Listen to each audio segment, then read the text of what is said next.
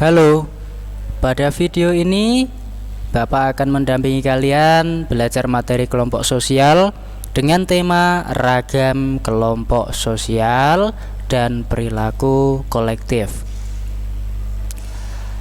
Banyak sekali ahli sosiologi yang memberi definisi dan pendapat mengenai kelompok sosial. Namun, dalam video ini Bapak hanya akan membahas 3 dari 6 jenis kelompok sosial yang akan kita bahas selanjutnya.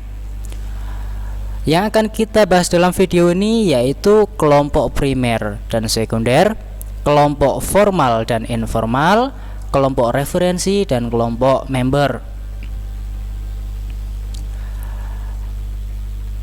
Pertama,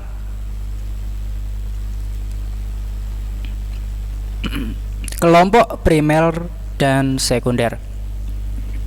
Seorang ahli dari Amerika Serikat yang bernama Cooley menjelaskan bahwasanya dalam masyarakat terdapat sebuah kelompok sosial yang disebut primer group, ya. Tanda-tanda atau ciri-cirinya meliputi terjalin pergaulan dan kerjasama tatap muka yang dalam dan intim. Bagi Cooley, kelompok primer ini contohkan sebuah keluarga, teman bermain bagi anak kecil, rukun tetangga, dan komunitas orang dewasa yang memiliki hubungan yang erat atau intim. Hubungan tersebut menjadikan tiap anggota primer group menjuluki dirinya dengan istilah kita, ya. Jadi mereka itu menyebut dirinya sebagai kita. Hal itu karena telah memiliki rasa simpati dan identifikasi yang tinggi bagi setiap anggotanya. Jadi sangat erat dan merasa saling memiliki. Itulah yang disebut dengan primer group atau kelompok primer menurut Cooley. Ya, selanjutnya ada yang namanya kelompok sekunder. Kelompok sekunder ialah kelompok yang antar hubungan sosial anggotanya tidak bersifat intim, yang artinya tidak begitu dekat gitu ya, tetapi didasarkan atas kepentingan. Jadi ada sebuah tujuan yang menyebabkan para anggota kelompok sekunder ini bertemu dan menjalin kerjasama yang tidak intim gitu. Kelompok sekunder ini terdiri dari banyak orang, sehingga hubungan sosial di antara mereka itu tidak didasarkan pada pengenalan secara pribadi dan tidak perlu kedekatan yang batiniah. Jadi istilahnya hanya berkumpul karena ada sebuah tujuan tertentu. Kategori ini berwujud atau contohnya organisasi-organisasi atau dalam sebuah kegiatan pekerjaan yang di dalam kegiatan tersebut memperhitungkan untung dan rugi serta memperhitungkan bentuk-bentuk kerjasama yang didasari oleh kesepakatan, ya, kesepakatan. Jadi contohnya adalah bisnis, ya, ataupun sebuah transaksi yang kalian lakukan di toko atau di mall. Nah, itulah kelompok primer dan kelompok sekunder. Dibedakan karena hubungan kedekatan antar dua kelompok ini beda. Kalau primer itu kedekatan yang sangat dalam atau intim, sedangkan sekunder itu tidak begitu dekat tapi disatukan oleh sebuah kesepakatan atau tujuan tertentu. Yang kedua adalah kelompok formal dan kelompok informal. Ada sebuah gambar sebelah kiri atau gambar biru itu menunjukkan kegiatan belajar di kelas, ya. Jadi itu menunjukkan sebuah kelompok yang terjadi di dalam sebuah kelas. Dan yang kanan atau gambar orange itu menunjukkan sebuah gambar cewek-cewek gitu ya, sedang melakukan selfie, ya.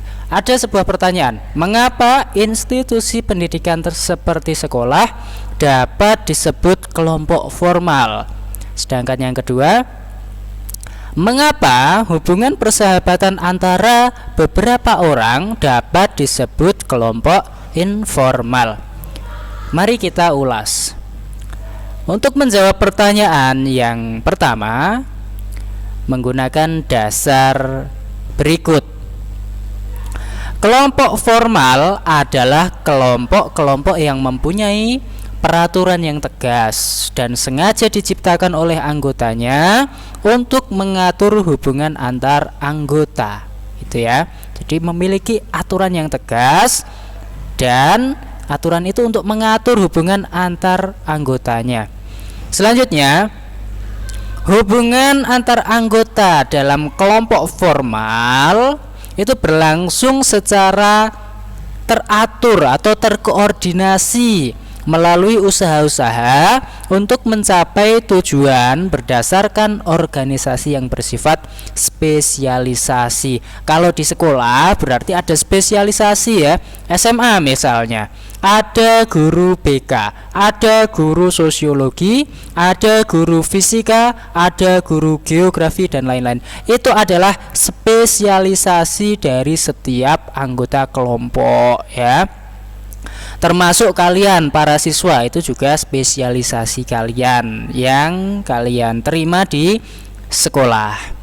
Kegiatannya didasarkan pada aturan-aturan yang sebelumnya sudah ditentukan. Ya, kalau di sekolah ya pasti ada aturannya. Contoh kalau di gambar ini, mereka menggunakan seragam, kemudian menulis segala sesuatu yang sedang dijelaskan dan juga mengerjakan tugas-tugas, misalnya seperti itu. Itu adalah aturan ya. Kemudian organisasi biasanya ditegakkan pada landasan mekanisme administratif. Jadi ada pencatatannya secara tertib gitu ya. Ada nomor induk siswa, ada nomor induk sekolah dan lain sebagainya. Ya, staf administratif bertanggung jawab memelihara organisasi dan mengkoordinasikan kegiatan organisasi. Jadi seperti yang kita lihat dalam contoh ini, segala sesuatunya sudah tertib seperti itu ya, karena sudah ada aturan dan kesepakatan dalam lembaga ini atau dalam institusi pendidikan seperti yang ada di gambar. Untuk menjawab pertanyaan yang kedua, ini mengapa hubungan persahabatan itu jadi kelompok informal, kita gunakan sebuah landasan seperti yang Pak Yusuf sampaikan berikut. Kelompok informal adalah kesatuan hidup manusia yang tidak mempunyai struktur dan organisasi tertentu. Persahabatan itu tidak ada strukturnya. Oh, ini ketua sahabat, ini sekretaris sahabat. Tidak ya, mereka menjalin persahabatan karena merasa saling cocok gitu ya, merasa saling nyaman seperti itu. Kelompok-kelompok tersebut biasanya dibentuk karena pertemuan berulang kali dan pertemuan tersebut menjadi dasar bagi bertemunya kepentingan dan pengalaman yang sama. Sahabat sering ketemu sejak kecil atau sering ketemu di sekolah, mereka merasa nyaman, kemudian merasa saling terwakili ketika bicara, bisa mendengarkan curhat ya, memiliki hobi yang sama. Nah, itulah dasar mengapa orang-orang ini bersahabat. Dan sahabat bukan sebuah kelompok formal, melainkan kelompok informal. Jadi begitu ya ceritanya kenapa ada institusi, ada persahabatan. Institusi merupakan contoh formal, persahabatan merupakan contoh yang informal. Yang ketiga, kita akan bahas kelompok referensi dan kelompok member ya. Pak Yusuf akan menunjukkan contohnya. Di sebelah kiri itu adalah kelompok referensi ya. Itu ada sekumpulan orang yang menggunakan kostum seperti tokoh kartun atau sering disebut dengan cosplay. Kemudian yang sebelah kanan ada sebuah kegiatan studi luar kelas yang dilakukan sebuah kelas di SMA begitu ya. Baik, kita bahas. Kelompok referensi ini merupakan kelompok yang didasari oleh acuan dari orang-orang yang ada di luar kelompoknya. Ya, seperti itu. Sering juga disebut sebagai kelompok acuan. Kelompok acuan ini membentuk karakter dan membentuk sikap yang dipengaruhi oleh tuntunan atau tontonan yang mereka lihat, ya, dari kelompok-kelompok lain. Kalau cosplay ini kita bisa lihat mereka ini dipengaruhi oleh tontonan yang mereka lihat di televisi ataupun di internet gitu ya. Kemudian ingin menirunya dan ingin menjadi seorang tokoh kartun, sehingga mereka menggunakan atribut dan juga perlengkapan seperti tokoh idola mereka. Jadi dipengaruhi gitu ya.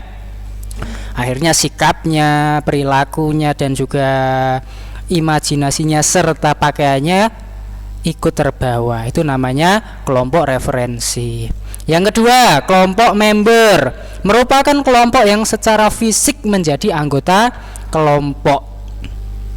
Ada bukti keanggotaannya, ya.